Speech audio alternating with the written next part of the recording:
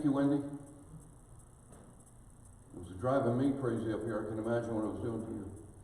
So we're into second week of looking at what is different about what we might know and how we can approach our lives.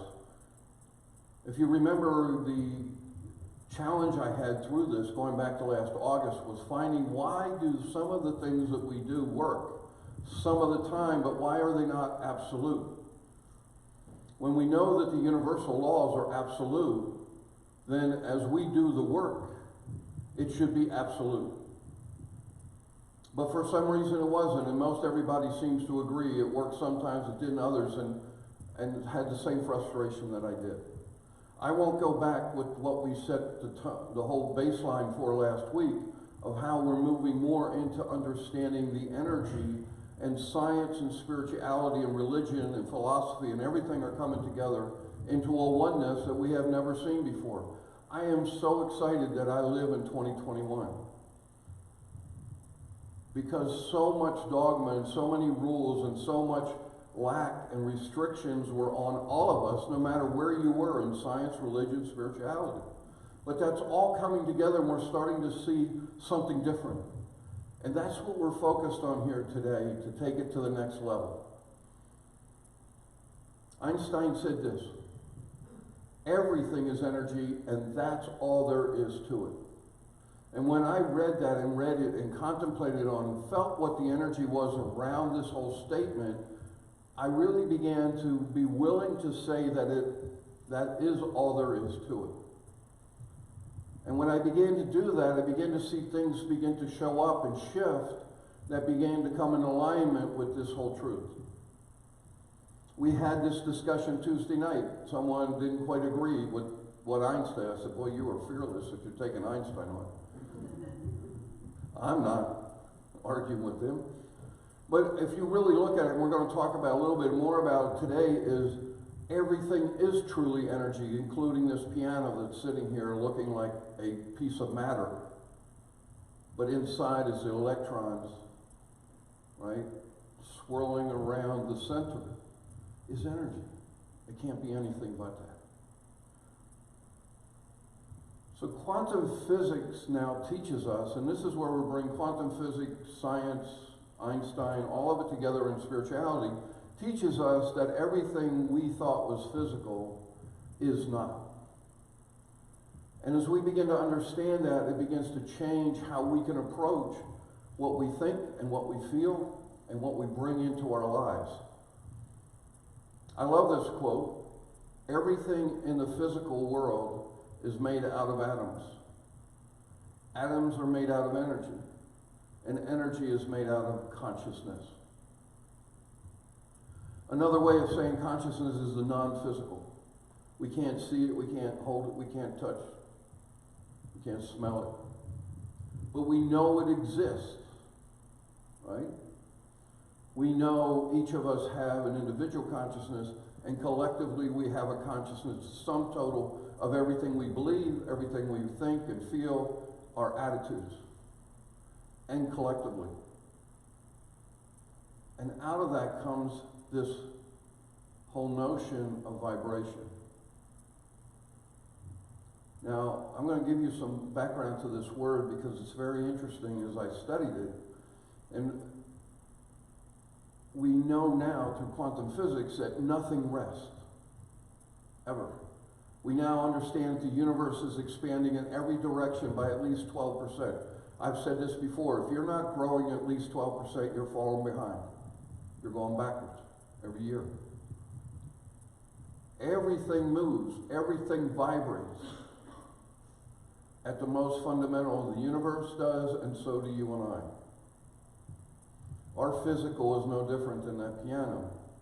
It feels physical, I can touch the arm, but it's made up of the atoms and electrons, and they're all moving in vibration, just like everything else is in the universe. This notion of vibration is so important because last week we talked about how important it was to get into alignment. But I never really got to the place how we get into alignment. And we're going to start to do that as we move forward. But here's two things I want you to think about.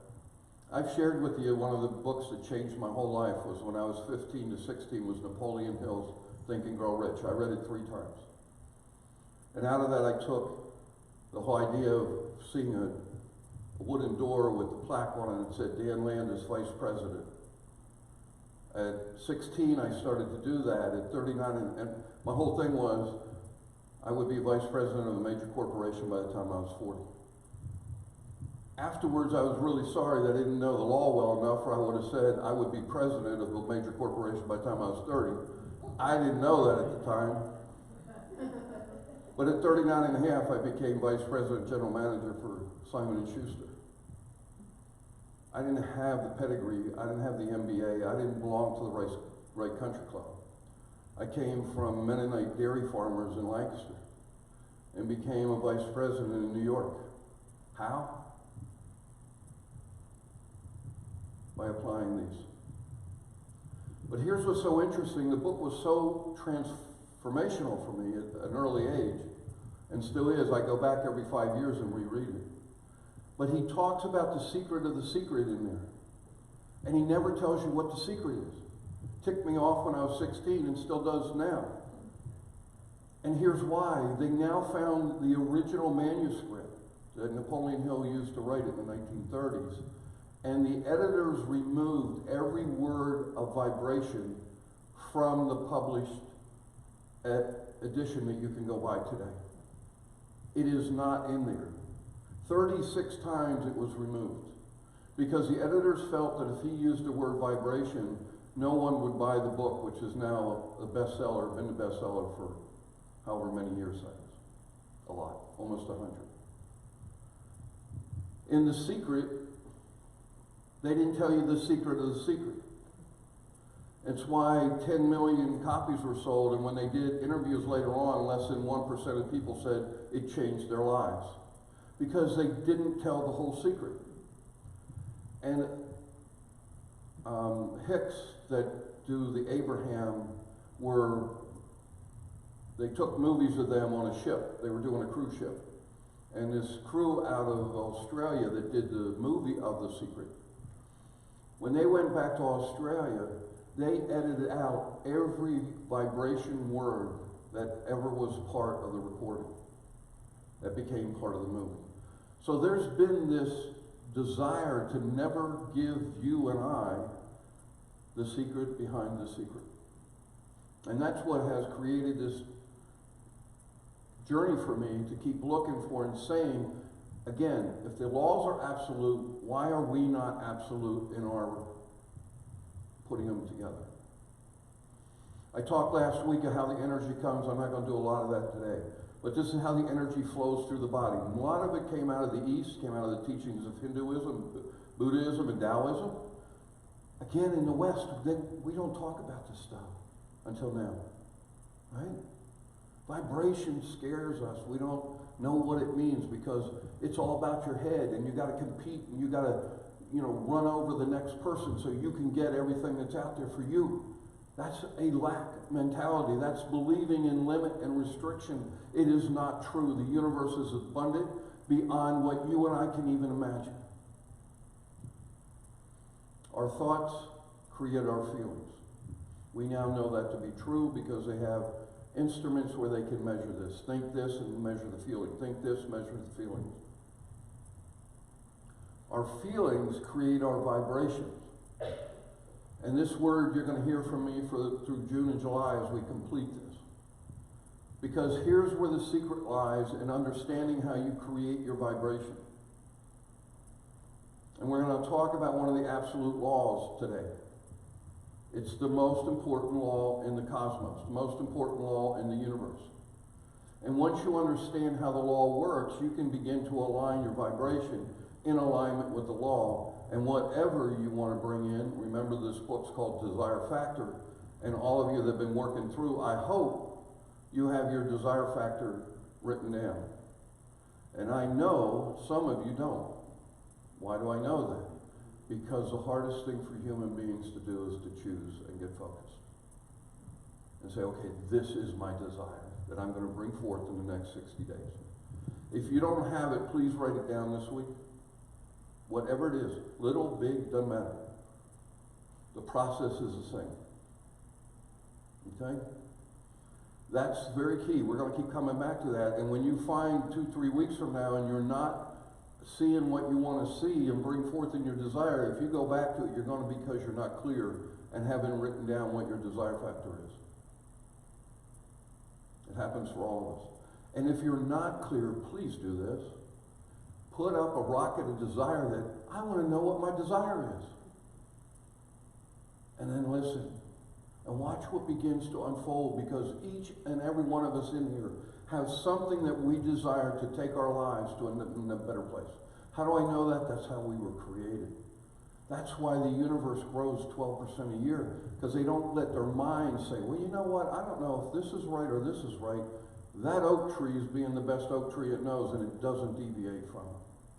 And you and I, if we can't focus, if we can't get clear, we start doing this. Anybody ever do this? 2 steps forward, 1.5 back? Yeah, that's why. Because we're not staying centered and focused on what we want to bring. We are either aligned with source energy. A lot of people have used the word God here, or spirit. Right? God doesn't care what we call.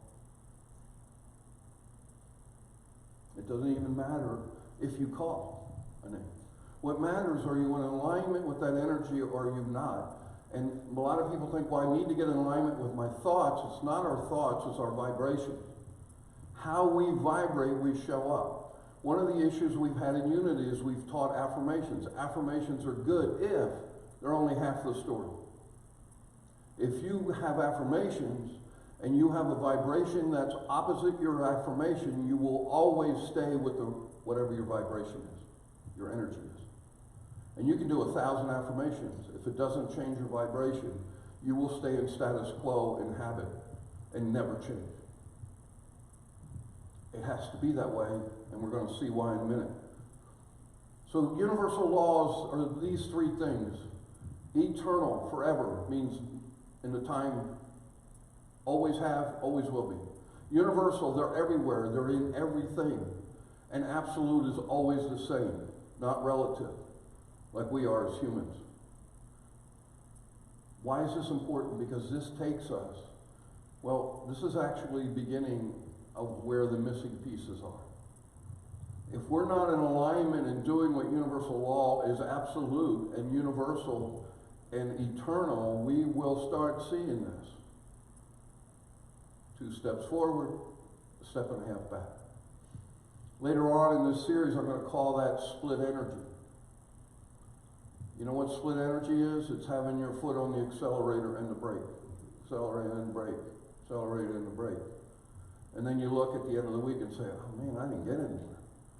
I was headed to Pittsburgh and didn't make it to Camp Hill. Plus that, it's hard on your car.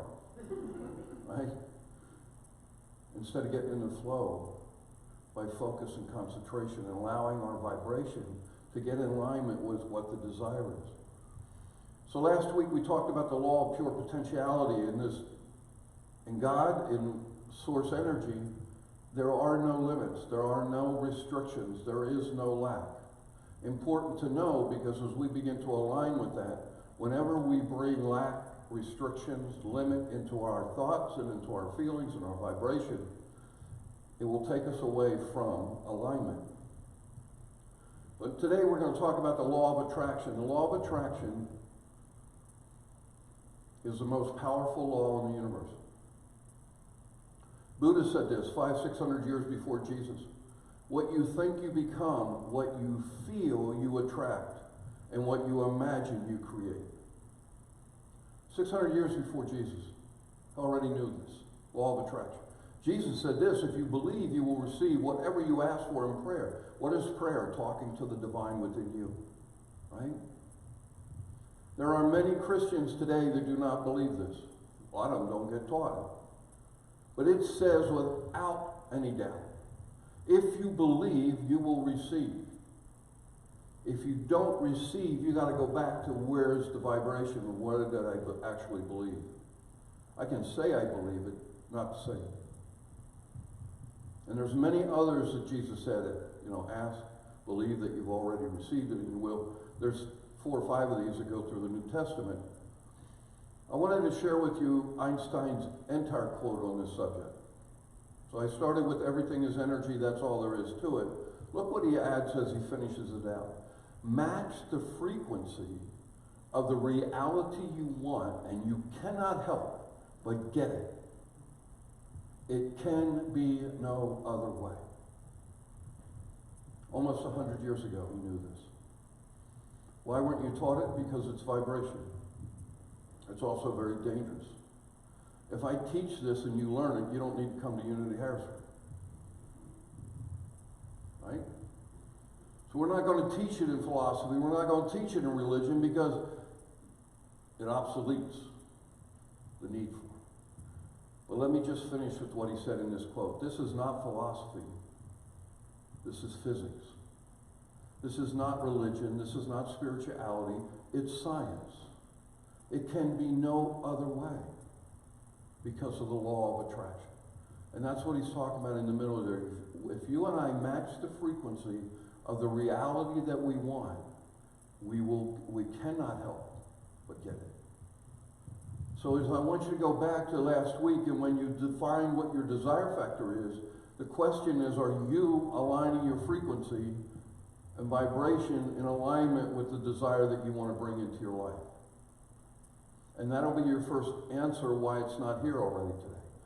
So here's what Abraham gave us in the law of attraction. I like this definition. That which is like until itself is drawn. Like attracts like. Physics. Except in human couples, we say, well, opposites attract. Sometimes that doesn't work so well. But like in the universe, in the cosmos, like energy, like vibration attracts exactly what that is. It's physics, as he said. It's not philosophy. And that's why I say this is the most powerful of all the universal laws. And if you get this, you can begin to change your life immediately and change your destiny. Because this law will never be mocked. It will never not work. If it did, the universe would explode into thousands of billions upon trillions of pieces. And this earth would not exist because it's in alignment with the law of attraction. The law of attraction exists in every particle in the universe. That's going back to the universal law. It's everywhere. In our cells, we have energy receivers, transformers in every cell. We now know that scientifically. Your intelligence is not just here.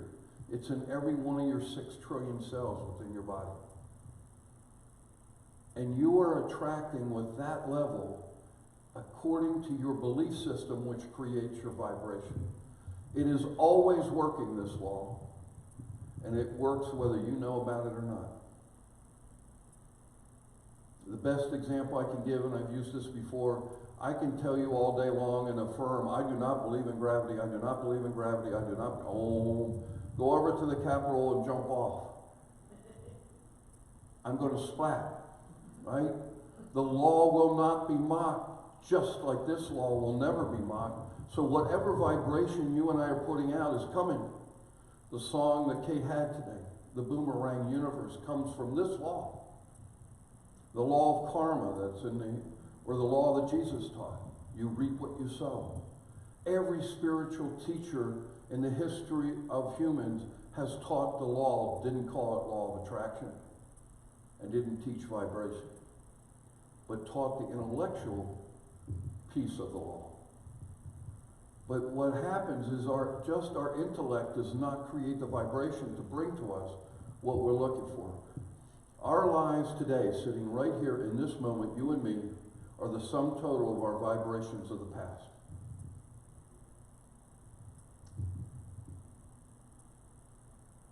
That's a powerful statement. But when we really get that, at first we get ticked off. At least I do. It's like, why did I create that? But when we begin to understand that if we understand that law and it never fails, I can begin to change in this moment what's coming next. And next upon next upon next.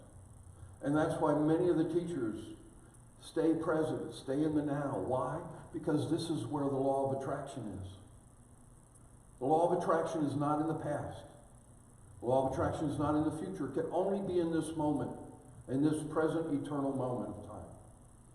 Now what happens if you engage in your past through talking or emotionally getting involved, you bring that past and make it present, and you begin to attract more of it. You and I know people who are locked in the past, and it's like their lives never change. Why? For exactly that reason. They keep reaching back in their mind, they keep reaching back in their stories, and they make it in the present, and what comes is more of the very same thing. You know, we've heard over and over again for years, don't be in the past, but they never explain why. And it's because the law of attraction is working from where you are by bringing that here. Our lives will remain the same today unless we change our vibration to attract something else. Has to. It's universal. It's the way the universe works. Inertia, status quo, habits remain in all of us.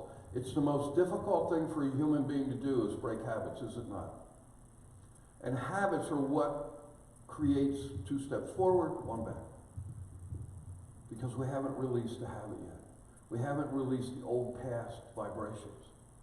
And as we go forward, it's like, yeah, I have this desire, and I'm starting to vibrate in it, and oh, I just then gave a story about something that happened in the past, opposite of what I'm trying to bring into my life. What becomes more dominant and strong is what you just repeated from the past, because you've repeated it over and over and over again.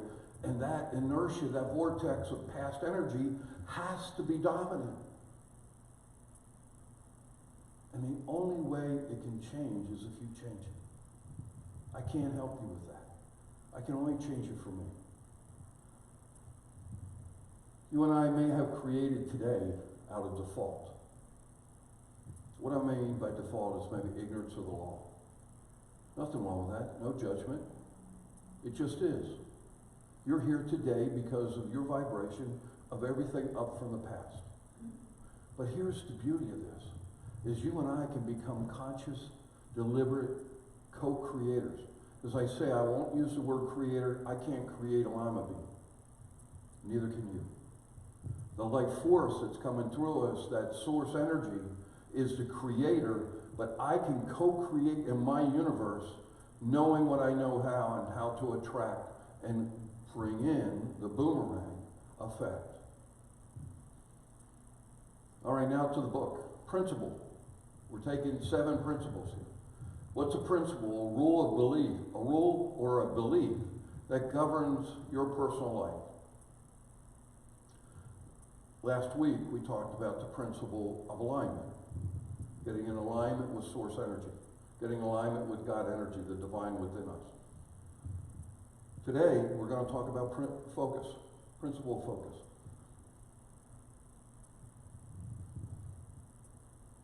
The West, we haven't done very well with focus. And it's actually getting, I think, worse because the input's coming from so many places. You know, 10 years ago, we didn't get 100 emails in Facebook and Twitter. I mean, we're just inundated, are we not? With stuff coming from every direction. And it's really, really becoming difficult to focus unless we make it an action that's important to us.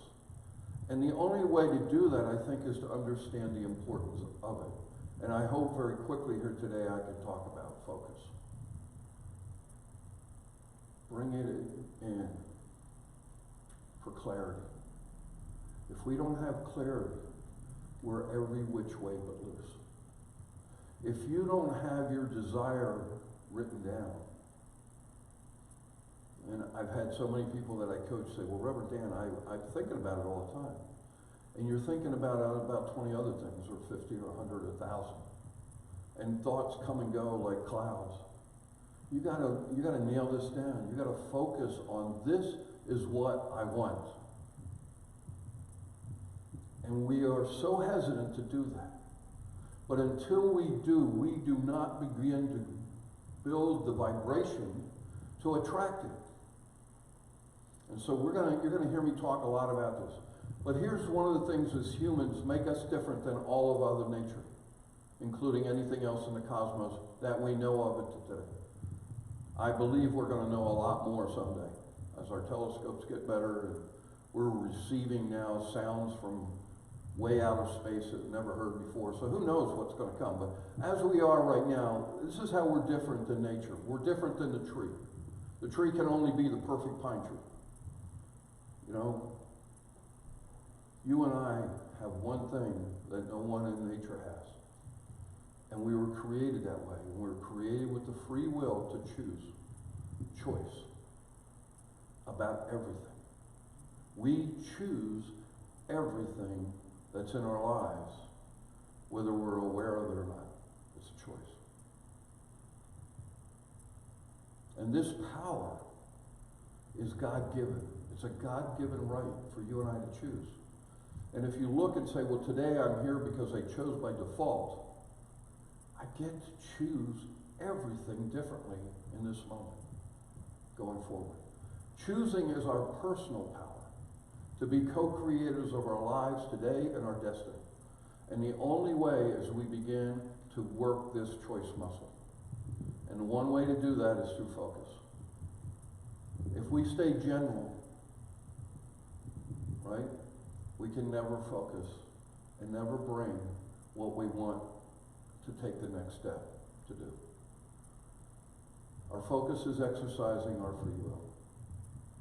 Otherwise, it just hangs out. It's just there. But you and I get the opportunity to exercise it by making conscious, focused choices.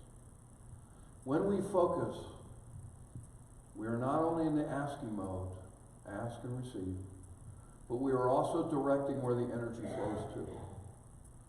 Your focus creates that thought form of what your desire is, and as Einstein said, as you begin to have the frequency or vibrate, to have that having that, right? So that's the focus, is creating that in us, and that vibration and that frequency that's in alignment with what we want. With every desire, we get to choose.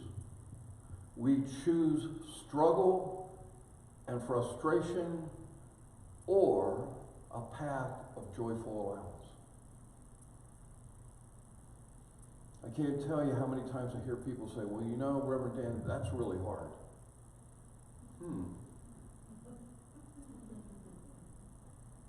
Wonder why? Or that's a struggle. Or I'm so frustrated because it isn't coming. What am I bringing? More frustration, more struggle, more upset. That's the vibration, not what you're thinking. It's what you're vibrating to. And that's what you're attracting to bring more and more into your life.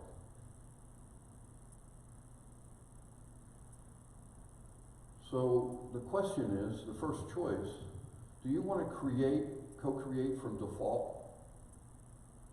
If you're sitting here today and didn't understand this law, you basically have created and attracted from default mode, unaware that you were that powerful.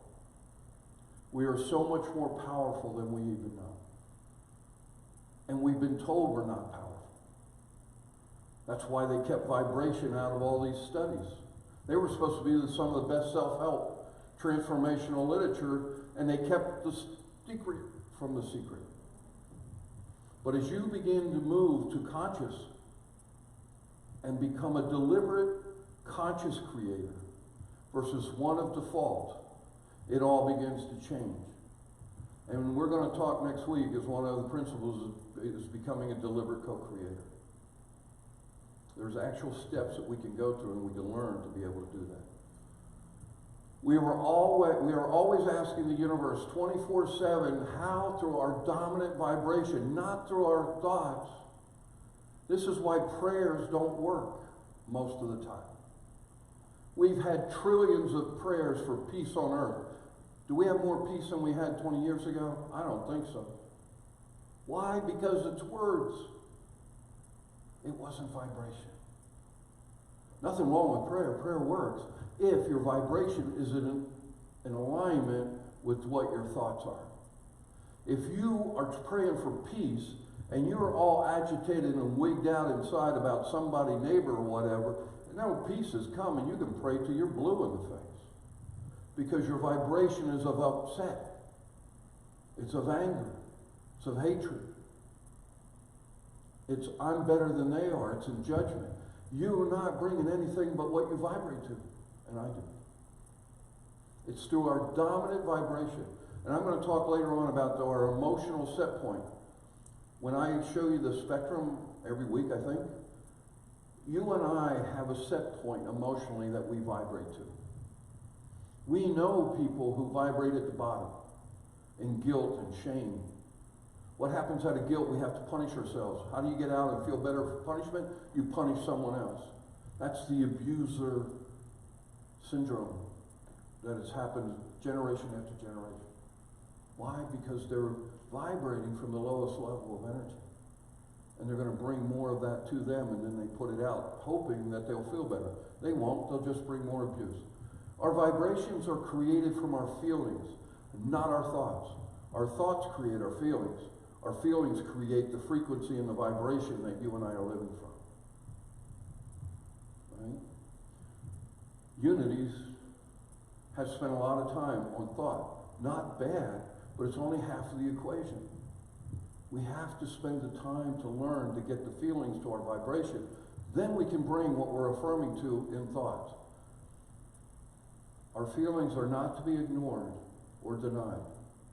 We have been taught to deny our emotions, have we not? Big boys don't cry. Little girls, go to your room and get your act together. Our parents couldn't handle our emotions, and somehow we were domesticated that our emotions were bad. We were created with our emotions. But once we understand what they do and how they help us, you're going to see a complete change as we go forward here in the next couple of weeks. Our feelings provide us a guidance system. Our emotional guidance system tells us when we're in alignment and we are not. If your desire in life is to be a peaceful, calm person, and you are feeling it in your gut, there's a reason. Because your thoughts are not in alignment with your desire. And we use our emotions to guide us back to the thought, not the other way. And that's as we begin to learn that. We have two types of feelings, do we not? Those that feel good and those that don't. Now, there's a whole bunch of lists under there. But if you break it into two major categories, this is all you need, is ask yourself the question, do I feel good about this? Do I feel good about this decision? Do I feel good about this person? Do I feel good about this job? Your emotions are going to tell you when you're in alignment with what you want or you're not. That's the guidance system. We're going to do a whole lot more in that in the next couple of weeks. We determine through our focus which feeling dominates. Our focus takes us now to thoughts. I can't tell you how many people that I coach are focused on what they don't want. They come in and say, well, tell me about yourself. And they give me a whole list of what they don't want. Right? We all do it. We've seen it done over and over again. And when I say, no, tell me what you want, they go, it's not what we're normally thinking. But as we begin to make this shift and begin to say, what do I want and how am I feeling about it, we begin to change our vibration immediately and begin to attract exactly what we say we want. As we become more self-aware, we begin to focus more and more on what we want and less on what we don't want. And when I take my focus and my energy away from what I don't want, what happens to that? It's no longer part of my vibration. It's no longer coming into my life. You know, you've heard people say, well, you learn the lesson goes away. That's true and it's not true. The way to take it away is take your focus off of it, pull your energy back to center, and let it die, because it has no energy on itself. The only energy in that negative feeling and a negative is from you focusing your energy and feeding it. And when you withdraw it and put it on what you want, it completely changes. This is the one I was talking about a minute ago. There are set points here. Your natural emotional state is somewhere on that spectrum. And you can move up or down, depending on your choices. But if you are just your normal self today, you will have a set point emotionally. We're going to do some work around that as how we begin to move. Because as you move up a little bit, you begin to attract something better, right? So what do you do when you feel a not so good feeling? So I'm going to give you a quick 2 minutes on what to do. If you wake up tomorrow and you don't have this good feeling, immediately put both hands or one hand on your belly. If you remember last week, I showed you the dantians. The bottom dantian is the emotional center. And as soon as I take my hands here, and I want you to do this when you leave today because we don't have time to practice it. We'll do it on Tuesday night. But when you come here and you say, oh man, I'm feeling so frustrated.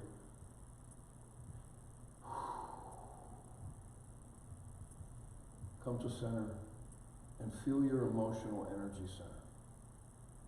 And everything goes down. Relaxes. And you need to do that. Otherwise, when that stallion, as I call it, gets out of the barn and starts galloping through the fields, the only thing you can do is let that energy of that negative thought burn itself out, right? But you can immediately become conscious co-creator and come to center and breathe there. And say or repeat to yourself, I feel angry, or it feels like anger. Recognize what you're feeling. Do not stuff it. If you stuff it, it grows like a mushroom. If you let it expand through you, it's energy in motion, emotions. Let the energy move. Don't hold it back. So don't start judging yourself. Boy, I'm a really bad woman because I'm thinking this. That's self-judgment. And you have a vibration that is way down in the spectrum. Let it go. And here's the secret they don't tell you. It only lasts 90 seconds. Feel it. Acknowledge it. It feels like sadness. It feels like depression. Not I am depressed. Not I am angry. It feels like, or I feel angry. Hold it.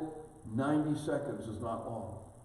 And you will feel, if you hold it and don't engage this, and making the person bad, and judgment yourself, let it go. It takes a little practice, but not a lot. And you're going to find yourself, you can be sitting in a traffic and you can do this, and 90 seconds happens like this. And is it exactly 90 seconds? No. You'll feel it leave. It goes right out of the bottom of your feet.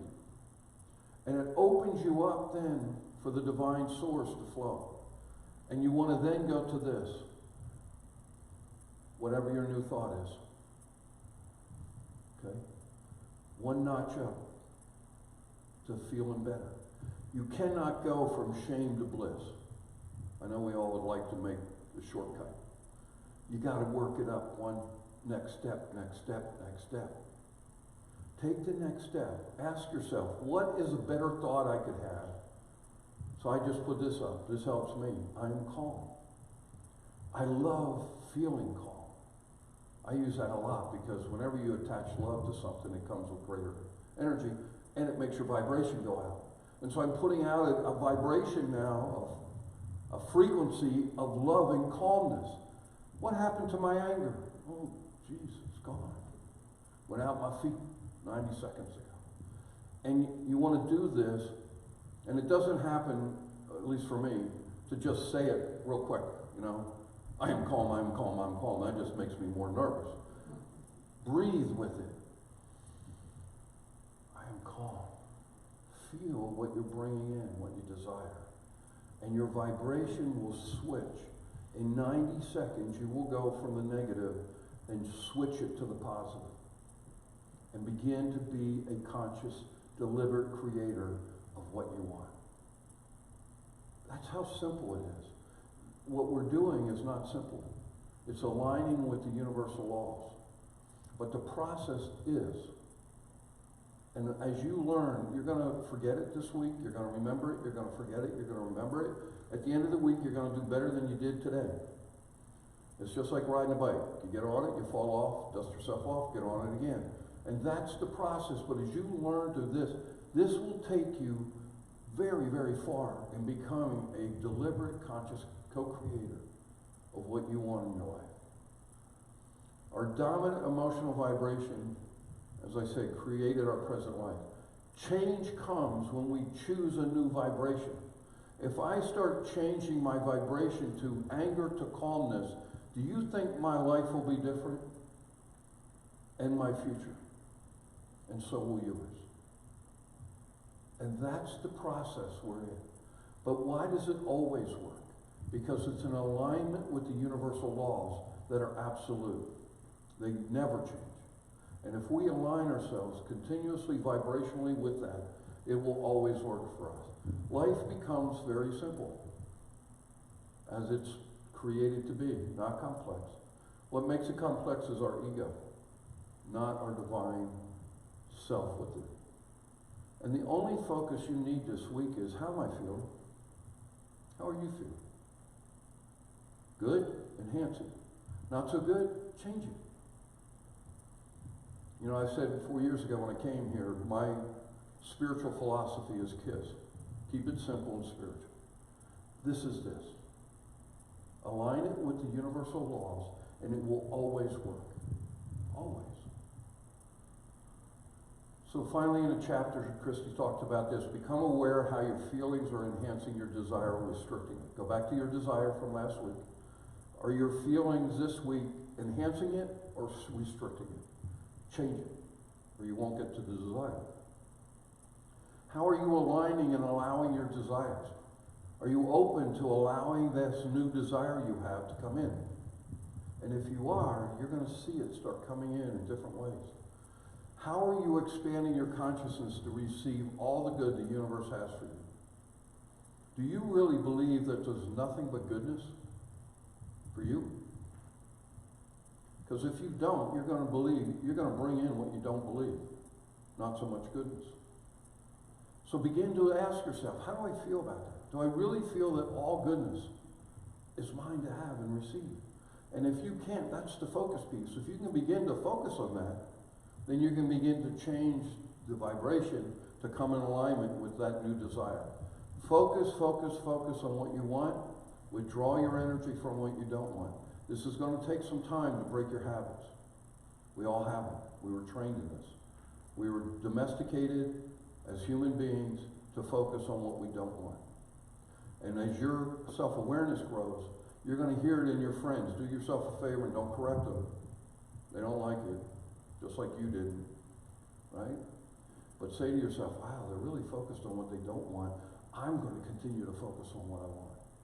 And as you begin to make that shift, you're going to see all the rest start to fall in play as we go through these next couple weeks. As you know, I love Rumi, and I love this quote. Stop acting so small. You are the universe in ecstatic motion. Own that. That's how powerful you are. That's the change agent you can be, not only in your life. But let me tell you something quickly about vibration. When I vibrate at a higher level, guess what happens to people around me? Right? And so do you. So do we collectively as an organization. Remember, stop playing so small. Expand to how great and how powerful you really are. Let's go to silence.